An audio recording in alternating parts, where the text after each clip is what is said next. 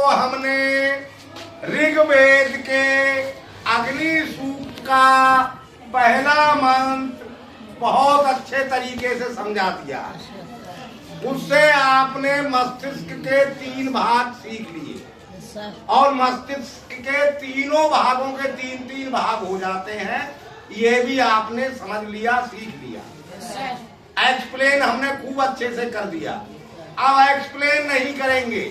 अब ऋग्वेद के अग्नि सूक्त के दूसरे मंत्र पर आ जाते हैं।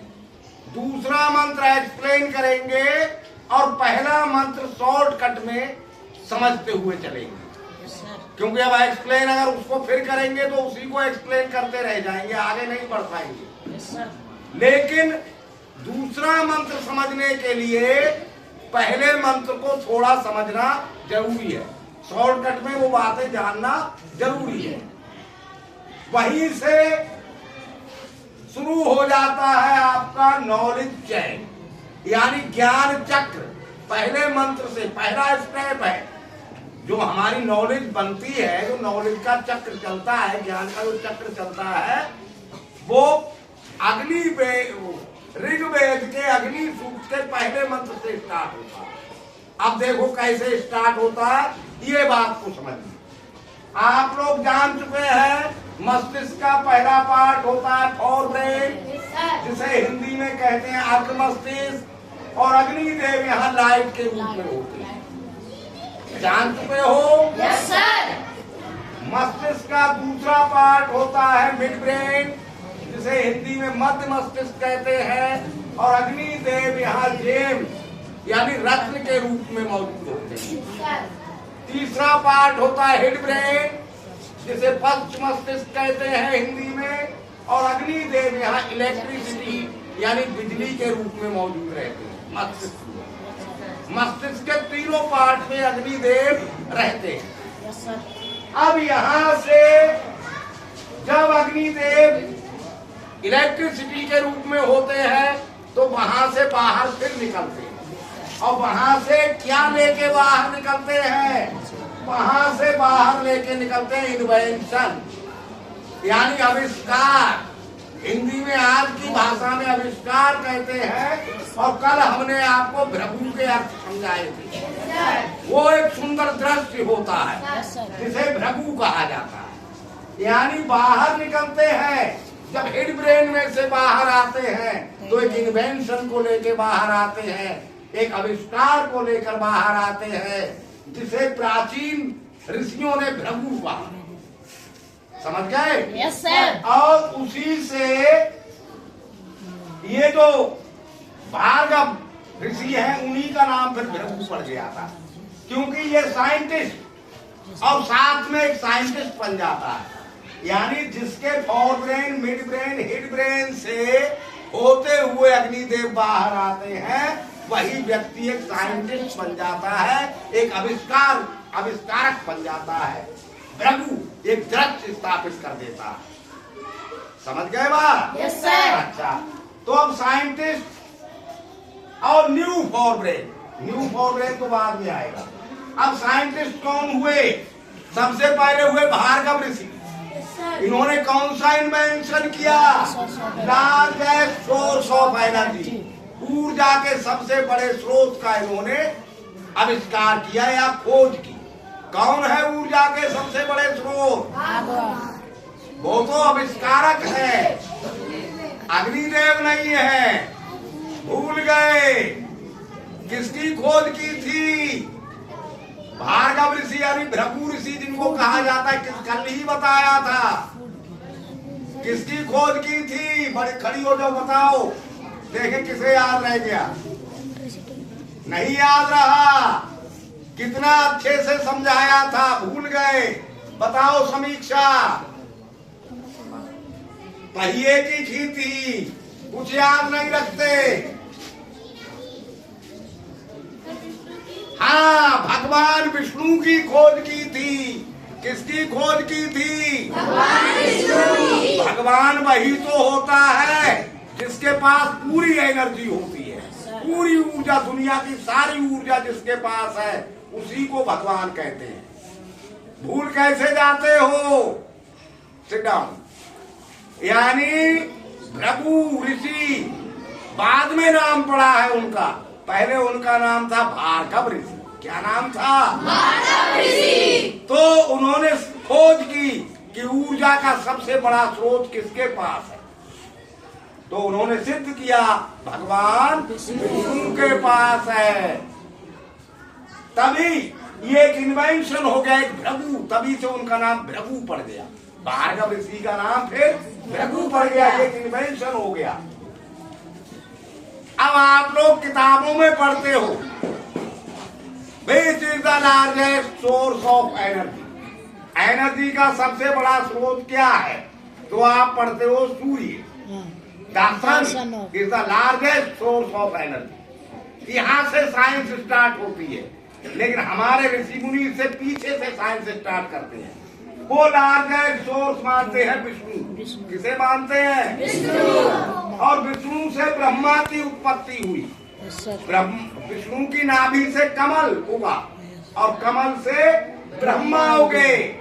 वो ब्रह्मा की उत्पत्ति हुई और ब्रह्मा से महर्षि मरीचि की उत्पत्ति हुई। मरीचि से कश्यप और अदिति, ये दो पति पत्नी है। कश्यप की उत्पत्ति हुई, जिन्होंने अदिति से शादी की और इन दोनों के पुत्र हुए सूर्य। सूर्य से अग्नि की उत्पत्ति हुई और अग्नि से दुनिया में ज्ञान की उत्पत्ति। अग्नि देवी तो थे और फिर ये forebrain, midbrain, hindbrain में आते हुए इन्वेंशन करना शुरू कर दिया।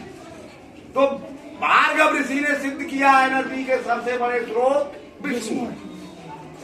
अच्छा, इसके बाद एनर्जी का तो पता लग गया, लेकिन एनर्जी का यूज करना कोई नहीं जानता था।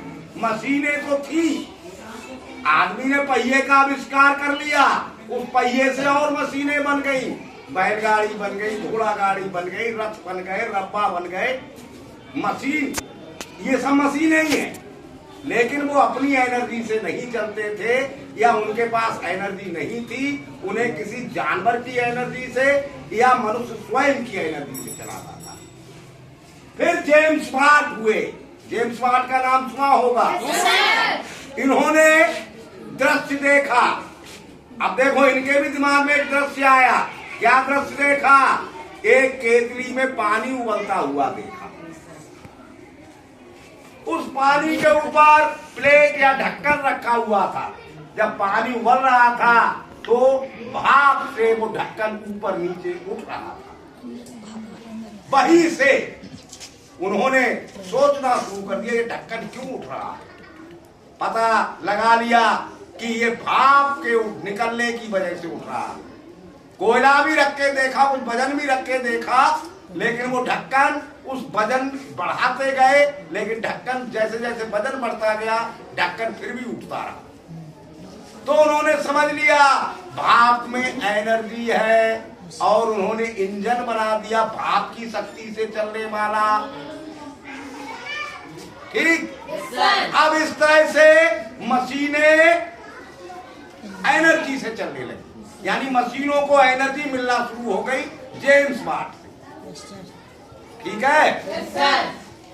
अब जब मशीनें चलने लगी तो न्यूटन आ गए। न्यूटन ने भी एक दृश्य देखा, एक पेड़ से सेब को गिरते हुए देखा। उनके भी दिमाग में घूम गया कि सेब ऊपर ही क्यों नहीं रह गया, नीचे क्यों आ गया। नीचे इसलिए आया कि इस पर कोई बल लगा, ग्रेविटेशनल फोर्स की खोज कर दी और फोर्स की भी खोज कर दी और गति के नियम बना दिए, लॉज ऑफ मोशन बन गए। तो इस तरह से क्या हुआ, एक और brain, midbrain, hindbrain से एक दृश्य होता हुआ आया और वो आविष्कार बन गया। आविष्कार जब एक बन गया वो दूसरे फॉर ब्रेन में पहुंच गए। एक फॉर ब्रेन से होता हुआ आया और आविष्कार बन गया, एक दृश्य बन गया, एक भ्रमु बन गया और वो दूसरे फॉर ब्रेन में पहुंच गया। मिड ब्रेन, हिड ब्रेन से होता हुआ फिर एक आविष्कार बन गया, फिर तीसरे forebrain, midbrain, hindbrain में शुरू हो गया, इस तरह से ये नॉलेज चेन बन जाती है।